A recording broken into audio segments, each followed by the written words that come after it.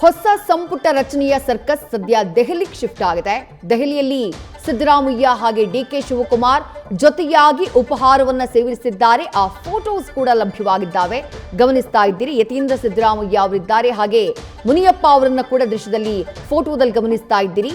ಸಿದ್ದರಾಮಯ್ಯ ಹಾಗೆ ಡಿಕೆ ಶಿವಕುಮಾರ್ ಜೊತೆಯಾಗಿ ಉಪಹಾರವನ್ನ ಸೇವಿಸಿದ್ದಾರೆ. ದೆಹಲಿಯಲ್ಲಿ ಇವತ್ತು ಸಿದ್ದರಾಮಯ್ಯ ಅವರು ಹೈಕಮಾಂಡ್ನ ಹಲವು ನಾಯಕರನ್ನ ಭೇಟಿಯಾದರು. ರಾಜಕೀಯ ಬೆಳವಣಿಗೆಗಳಿಗೆ ಸಂಬಂಧಪಟ್ಟ ಹಾಗೆ ಚರ್ಚೆಯನ್ನ ಮಾಡಿದ್ರು.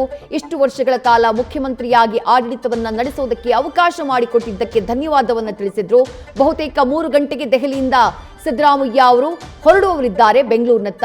ಆದರೆ ಅದಕ್ಕೂ ಮುನ್ನ ಜೊತೆಯಾಗಿ ಉಪಹಾರವನ್ನ ಸೇವಿಸಿದ್ದಾರೆ. ಡಿಕೆ ಶಿವಕುಮಾರ್ ಹಾಗೆ ಸಿದ್ದರಾಮಯ್ಯ ಜೊತೆಯಾಗಿ ಉಪಹಾರವನ್ನ ಸೇವಿಸ್ತಾ ಇರುವಂತಹ ಫೋಟೋಸ್ ಲಭ್ಯವಾಗಿದ್ದಾವೆ.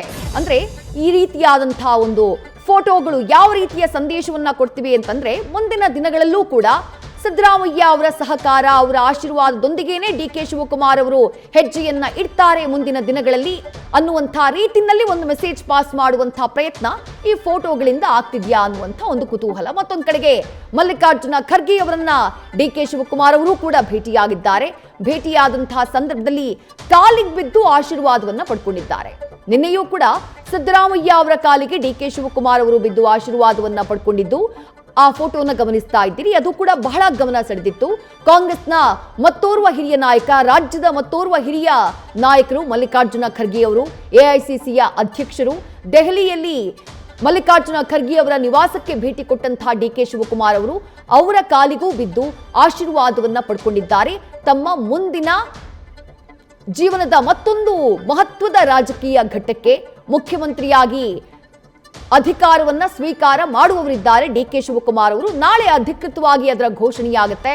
ಆದರೆ ಅದಕ್ಕೂ ಮೊದಲು ಮಲ್ಲಿಕಾರ್ಜುನ ಖರ್ಗೆ ಅವರನ್ನ ಭೇಟಿಯಾಗಿ ಅವರ ಕಾಲಿಗೆ ಬಿದ್ದು ಆಶೀರ್ವಾದವನ್ನ ಪಡ್ಕೊಂಡಿದ್ದಾರೆ ಡಿಕೆ ಶಿವಕುಮಾರ್. ಒಂದು ಕಡೆ ನಿನ್ನೆ ಸಿದ್ದರಾಮಯ್ಯ ಅವರ ಆಶೀರ್ವಾದವನ್ನ ಪಡ್ಕೊಂಡ್ರು, ಮತ್ತೊಂದು ಕಡೆ ಇವತ್ತು ಮಲ್ಲಿಕಾರ್ಜುನ ಖರ್ಗೆ ಅವರ ಆಶೀರ್ವಾದವನ್ನ ಪಡ್ಕೊಂಡ್ರು.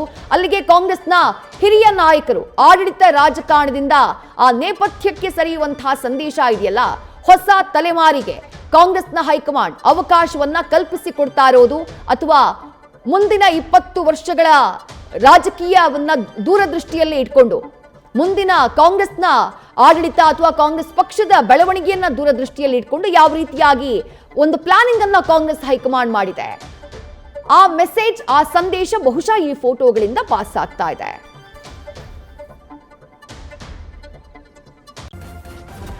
ನ್ಯೂಸ್ ಫಸ್ಟ್ ನಿರ್ಭೀತಿಯಿಂದ ನಿಮ್ಮ ಪರವಾಗಿ.